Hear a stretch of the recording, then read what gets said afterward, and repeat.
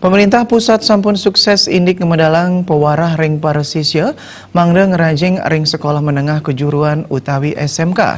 Nanging rauh mangkin intelektualitas lulusan SMK kesayang-sayanin. Kauningin pemerintah pusat sampun ngemedalang kebijakan ring paresisya mangda ngeranjing ring SMK. Risampun punika memariki makudang warse, kebijakan inucap sampun ngamulihang wesana sane becik. SMK ngemargiang BMW inggih punika bekerja melanjutkan wirausahawan lulusan sanesida ngelanturang ngeranjing ring perguruan tinggi kapidabdabin becik duaning ipun presida mikoliang pikarian usan nanin kompetensi. Pangurati pendidikan Made Gede Putri Wijaya Mausang ring ab jagat sekali mangkin lulusan SMK nenten mejanten ngandeg ring pendidikan SMK Kemanten. Dunia usaha miwah dunia industri ngeruruh lulusan sane medue kualitas saking pendidikan tinggi.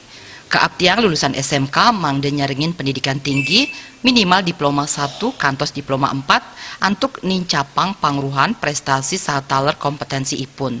Putra Wijaya ngowohin pemerintah kapungkur patut ngamongin lembaga sane ngayahin krama sajroning lanturang pendidikan antuk kualifikasi sarjana vokasi. Muatan krama sane lulus SMK saking kompetensi khusus presida pindah ke krama sane medue intelektualitas sane becik.